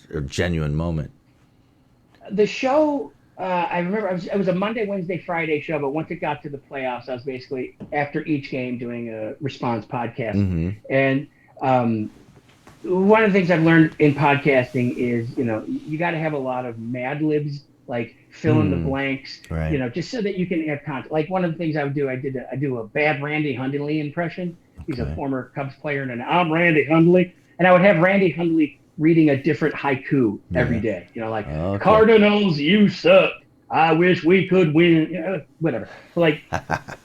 So I knew I had to have shit prepared after this last game of the World Series, Right. and I had some pre-recorded stuff. I had a woman in England who would do a lot of my bumpers, Oh. and so I had to send her. I need you to record both of these. So basically, I had a holy fuck, the Cubs have won the World Series, and now probably still crying like a bitch. Here's Yeah. Andy Lurie. But I also had to have her record, oh no, I hope he didn't slice his fucking wrist or whatever it was, because I Right. had to be prepared. I couldn't but like in terms of honest emotion, when they did win the game, I collapsed, fell to the ground, and almost passed out crying. Wow. And I'm not embarrassed about it either because it was one of the great. Oh, it's a sweet moment. No, it was, Cathartic. So it was a fun podcast to do. But comedically, I do a podcast. We're on hiatus right now called Second String Sports Dorks with my friend Scott McGee, where we talk sports, but it's like a comedic approach to it. Okay. We talk gambling relatively seriously because we're both degenerate gamblers, and then like we'll talk about a sports movie, and we have a segment like called Schoolin' Andy, where we go to a different college or university that has God, I really do use my hands a lot, but that has a college football program, and so he'll teach me about it, and there's stuff within there. And we just went on a hiatus basically right before COVID because it was like, oh, there's nothing to talk about. Right. I And know. and then I had another one where all you need to know is the title was Ready, Set, Vent. Ooh. where I would. That was where I would basically do the majority of my um, comedic soapbox ranting. Like, Is that gone?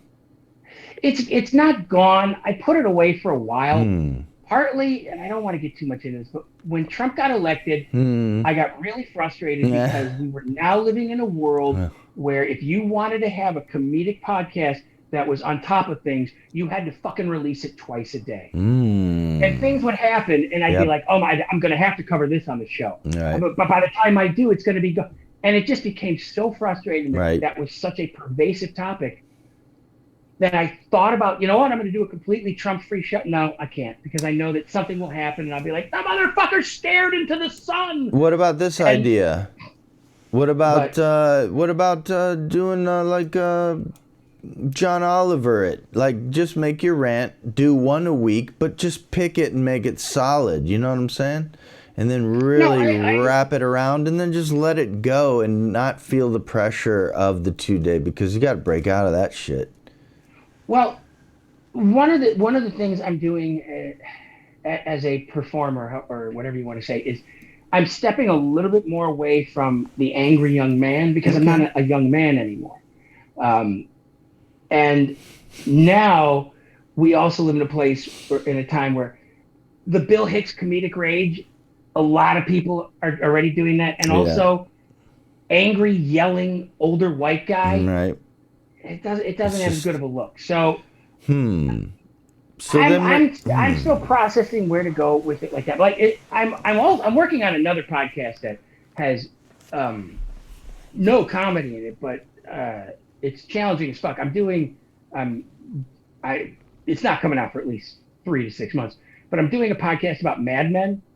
But instead of talking about each episode, like with, well, I don't want to say spoilers about what happened. No, I'm talking about each episode, but with the understanding that I'm talking about the series as a whole.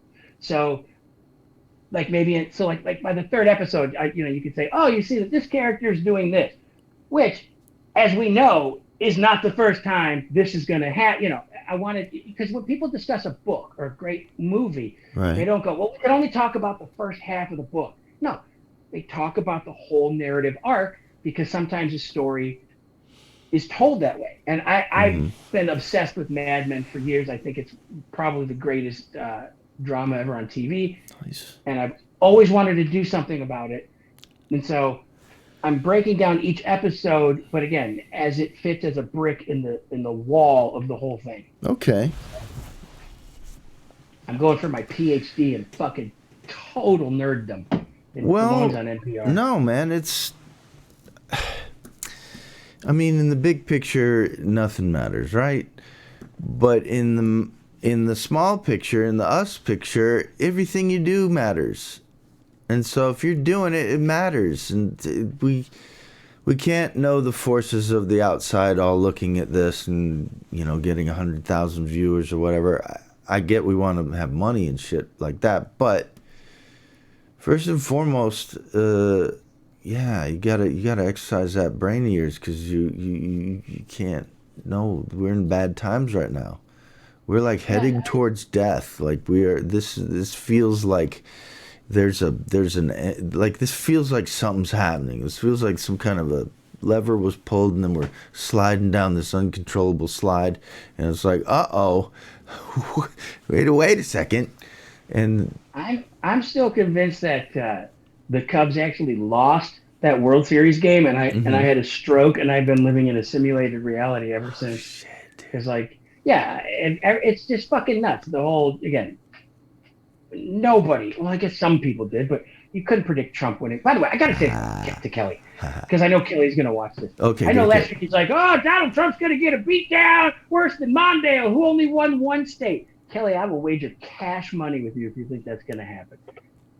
I'm not happy about it, but if you think that Trump is only going to win one state, please let's fucking wager. That'd be the easiest bet. In fact, I'll give you three states. Oh Okay, boy. I'll take the over. All right. Right. Anyway, Don't you hey, now? Here's my advice to you. You cut down on some news. Get away from whatever news sources you are and take it in half. So it's like cutting out the sugar. Now that sports are returning slowly, I Mm-hmm. mean, you can see my fucking hockey shrine Yeah. back here. You got books? You reading? You can read books? Yeah, yeah, I read. Good. I've been going.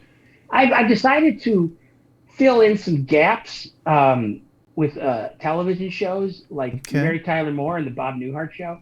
Like Oh. two shows, great shows. Yeah.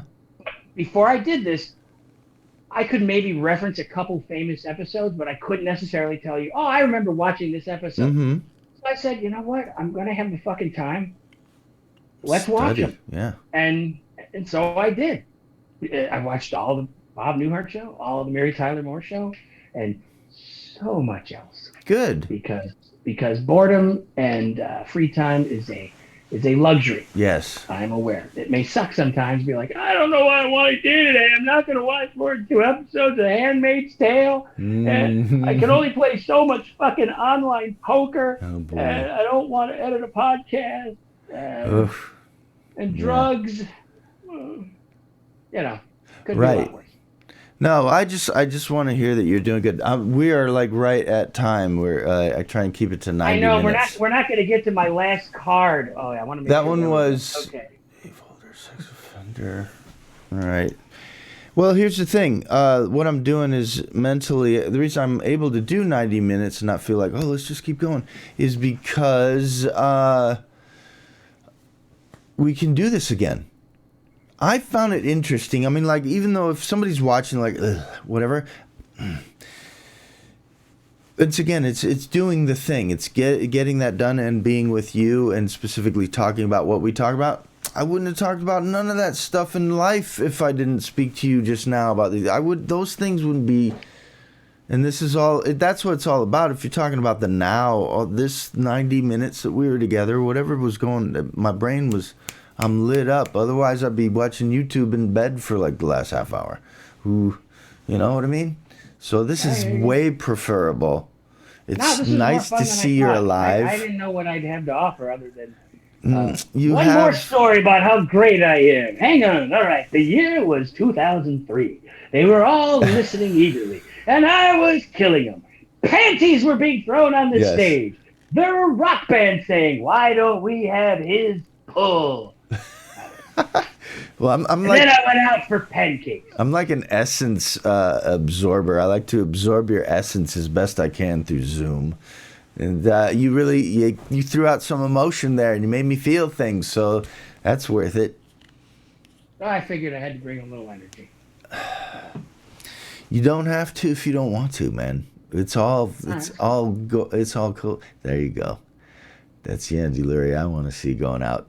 All right, man. Let's end it here, and then all right. in the future we'll talk more stuff because there's what I wanted to do was here's the fun little game I wanted to do. Maybe we could just do this as a side fun game. I wanted to go through our friends list on Facebook, and then we just name a name and see if we can tell a small name drop story or a thing that they did to give them, like be C.J. Sullivan. And I'll go, oh yeah, I remember when he came in the card game and he had hundreds of dollars, and then he just bought out everybody from the whole table, and we couldn't play cards anymore because he's dropping 100. He is a degenerate gambler. But there's a whole bunch of names and people that we know, and then we can we have a little name drop fun reminisce time. Sure. I'll just have to make sure. Wait, can I tell this story without getting someone in trouble? Yeah, I don't think. Okay. Well, maybe that will make rules. We'll make rules that no. Yeah, if there's any wrong about it, maybe you could say an essence of a thing that you can't say, but no stories about that would make I people helped feel. Monty bad. bury a guy. I said I helped Monty bury a guy. Oh shit! Yeah, you can't tell that story. I don't even think that's. Yeah, you've already said too much. that's all you. Oh geez, you overdid it. Maybe it is a bad idea. Actually, his name won't come up because Monty got mad at me one time on Facebook when I jokingly said, after he posted a shirtless picture of himself, like making breakfast or something, Yeah. and I just jokingly said, like, "Oh, come on, dude, save the shit. No shirtless pictures at breakfast. I can't take negativity on Facebook. Goodbye." Click. All right. Monty's changed. Monty, the guy who would sit back behind the plate and tag it. This guy looks like Larry David. Hit him. Just, No. Well, it's this new world. It's like one sentence or a word can get you just basically mind banned from everything.